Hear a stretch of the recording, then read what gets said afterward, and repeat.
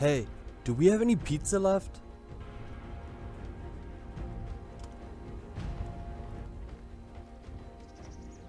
What is up, everybody? I'm a half-eaten pizza, and today we are back with another episode of our ARK Solo Ascension series. Now, today we are going for a cave. We have our baryonyx.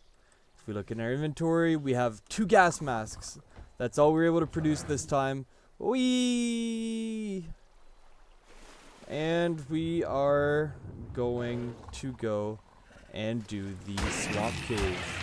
Now, the swamp cave is dangerous because all the insects, everything in there can spawn at such a high level. It's going to be ridiculous. It's going to be so hard for us in there. But before we go in there, we need to gather up fish meat, because that is our baryonyx food of choice. And we're just going to go around, gather as much of it as we can. Kill everything in here. Boom.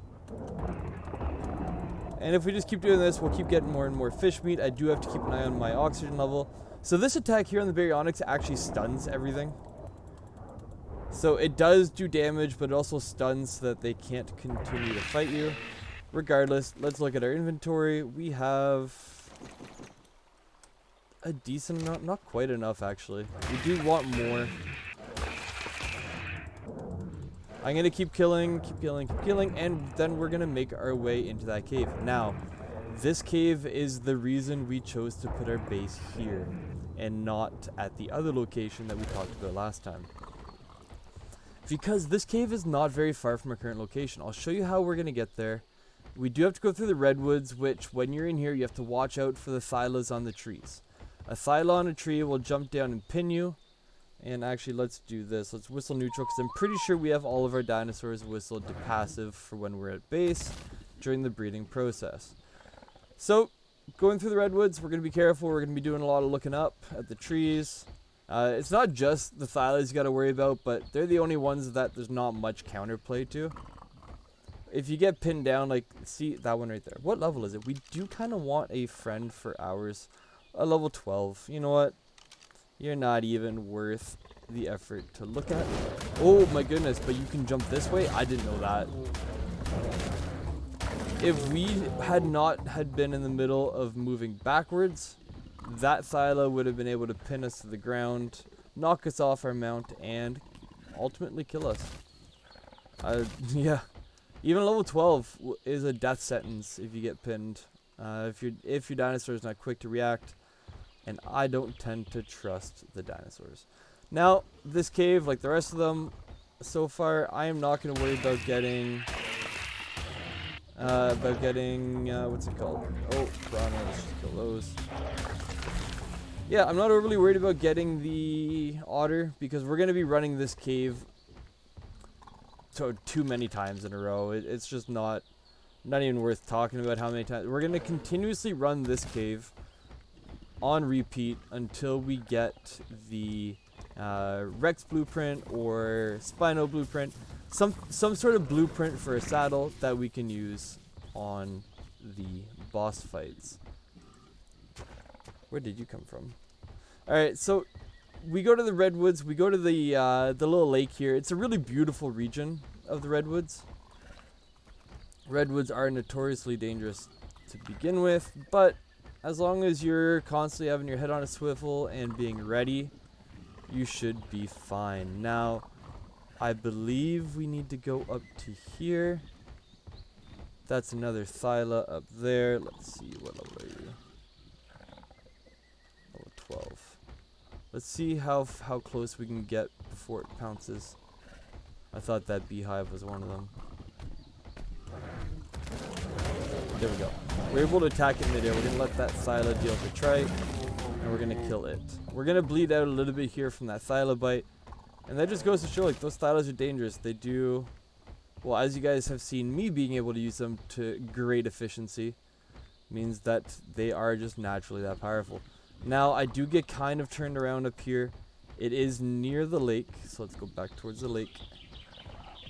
Down here, and it should be right in here in one of these rocks. Where are you? No, not this one. Maybe around the corner here. Let's see. There it is. This is the entrance to the cave here. Let's pull it up on the map. For you guys to see. I don't have a GPS. I don't tend to use one. But yeah, it's very foggy, so let's see. Can I gamma through the fog? No.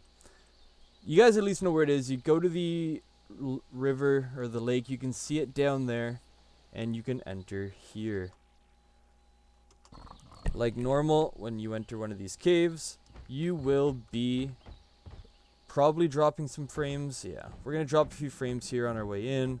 That's normal. A baryonyx can fit very well into here, but anything larger, probably not. Now, you do need to put a gas mask on in here. I brought 2 because there are a lot of arthropleura.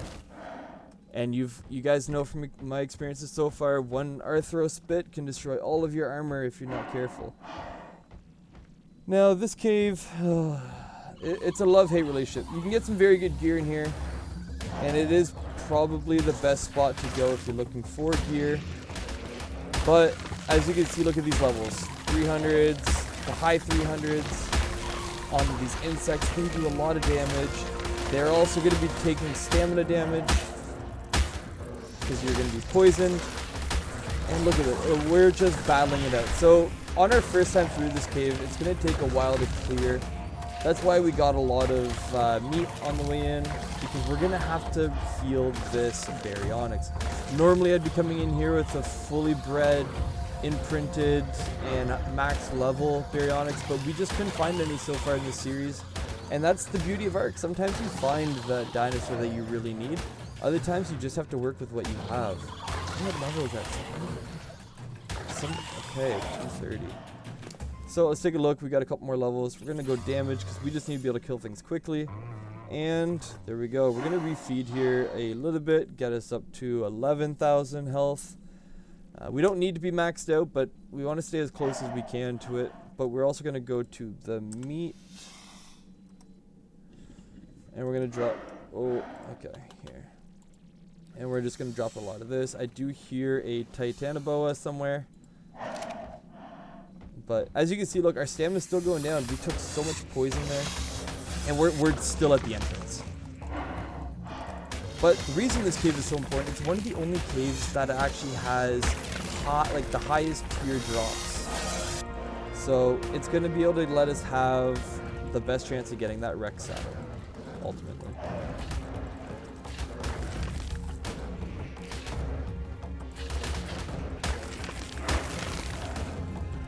And you know what? Honestly, this is going to take a while. I'm going to fast forward through. I'll leave you guys here. Normally, I don't fast forward through a cave, but this cave will take upwards of 30 to 40 minutes to clear solo. And you guys don't really need to hear me babble on about nothing for 30 to 40 minutes. So I appreciate having you guys here. I'm going to cut this. We're going to go to just some music and some fast forwarding.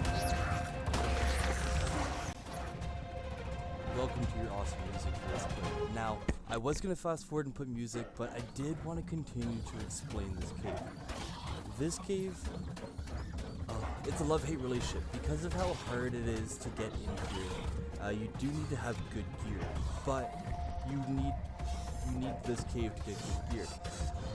I'll be doing this cave many times throughout the next, I don't even know how many weeks it take to do this project, but I won't be taking you guys through every time. What we're going to do is I'm going to run in between episodes. Every time I come into the cave and I clear it out, I'll start recording. And if I find any good loot, I'm going to probably just do a screen capture of the loot that we get. And I'll add a bunch of those screen captures to one of the videos, just explaining all the loot we got. This is one of the only caves that can consistently produce high-level Rex, Spino, Berry, like all the good saddles that you need, because like we just said, we've got a great Rex line going. We're gonna have great and very strong dinosaur creatures, but all that it means nothing if we don't have the saddles. So go through this cave. You can go left or right at the entrance, but realistically, you need to be going left. And you can go right if you're willing to get off of your mount and crawl. There are a few tunnels that you can crawl through, but on foot, without a flamethrower, which is not available on the island, you'd have to bring that from another map, or at least the blueprints for it. You need to be on a mount for this cave. So the only way to realistically go if you're solo is left. Also, going left, which is where we're going now, as you can see, coming over the corner, we're going to run into our first loot crate. And the left side of the cave has two loot crates. It has the yellow loot crate, which has very good gear in it, and it also spawns a red loot crate every single time, except for this one. It's just the luck of how I'm recording. I believe it's got something to do with the fact that the cave doesn't get rendered in or loaded on the solo server. Just it only loads in here, so it doesn't have time to run the spawn. Alright, so now as you can see coming up, this area right here is where the red loot crate should be. Actually, it is there. It's down here on the right in the water. Now, a big thing you have to watch out for in the water, they're filled with leeches and disease leeches, which will constantly drain your health. I don't really have to worry about that too much. I've got over 500 HP on myself, and my very honest can handle it. And it's not overly hard to get rid of leeches if you have a mount. You'll be able to go do like hold the action key, whatever your action key is, on your mount and say remove leech, and you'll get it to attack. Now up above us there, as you can see, there is Megalania. They jump down sometimes and they mess with you. They're not overly dangerous, but you do need to kill a lot of them to collect their toxin. As you can see here, we are killing those leeches, but you got to kill the Megalania for their toxin to help summon some of the bosses. So this is a good cave to farm that too. Like they do spawn in here consistently. I think there's two almost run through the cave, so that alone is very useful.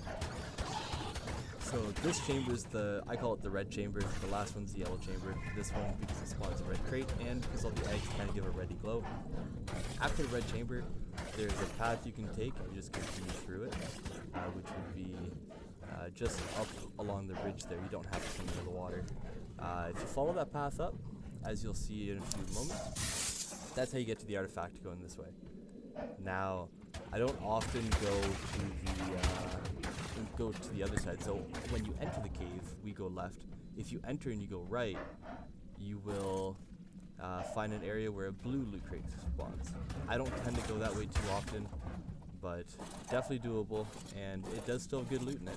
So as you can see here, I kind of get stuck. The Baryonyx is probably the largest creature that fits comfortably in the cave. You still get moments like this where you get absolutely stuck, but yeah, you just gotta watch out for the high ceiling or low ceilings again. Up here, boom, this is the artifact.